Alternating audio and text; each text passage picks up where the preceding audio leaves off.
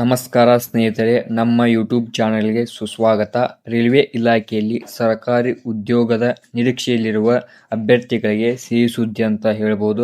RRB technician 2026 ನೇಮಕಾತಿಯನ್ನು ಅಧಿಕೃತ ಅಧಿಸೂಚನೆಯನ್ನು ಬಿಡುಗಡೆ ಮಾಡಿದ್ದಾರೆ.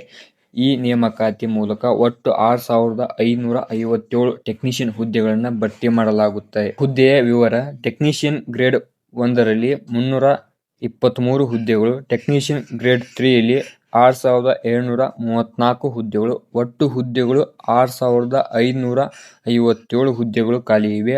ಅರ್ಜಿ ಸಲ್ಲಿಸಲು ದಿನಾಂಕ: ಆನ್ಲೈನ್ನಲ್ಲಿ ಪ್ರಾರಂಭ ದಿನಾಂಕ 30 ಜೂನ್ 2026. ಅರ್ಜಿ ಸಲ್ಲಿಸಲು ಕೊನೆಯ ದಿನಾಂಕ 29 ಜುಲೈ 2026. ಪಾವತಿ ಶುಲ್ಕ ದಿನಾಂಕ 31 ಜುಲೈ 2026.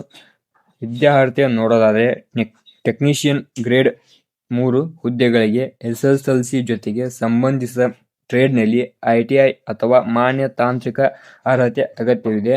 ಮತ್ತು ಟೆಕ್ನಿಷಿಯನ್ ಗ್ರೇಡ್ 1ಕ್ಕೆ ಸಂಬಂಧಿಸಿದ ಹುದ್ದೆಗೆ ವಿಷಯದಲ್ಲಿ ಡಿಪ್ಲೊಮಾ, BSc ಅಥವಾ ಇಂಜಿನಿಯರಿಂಗ್ ಪದವಿ ಅಗತ್ಯವಿರಬಹುದು. ವಯೋಮಿತಿ ನೋಡೋದಾದರೆ ಗ್ರೇಡ್ 1 ಮತ್ತು ಗ್ರೇಡ್ 3 ಹುದ್ದೆಗಳಿಗೆ 18 ರಿಂದ 33 ವರ್ಷ ವಯೋಮಿತಿ ಇರುತ್ತದೆ. ಮೀಸಲಾತಿ ವರ್ಗಗಳಿಗೆ ಸರ್ಕಾರದ ನಿಯಮದ ಅನುಸಾರ ವಯೋಮಿತಿ ಸಡಿಲಿಕೆ ದೊರೆಯುತ್ತದೆ.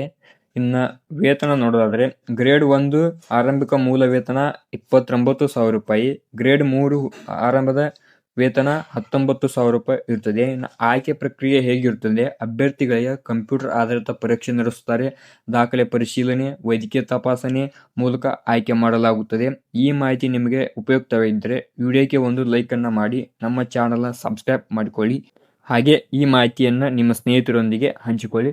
ಧನ್ಯವಾದಗಳು.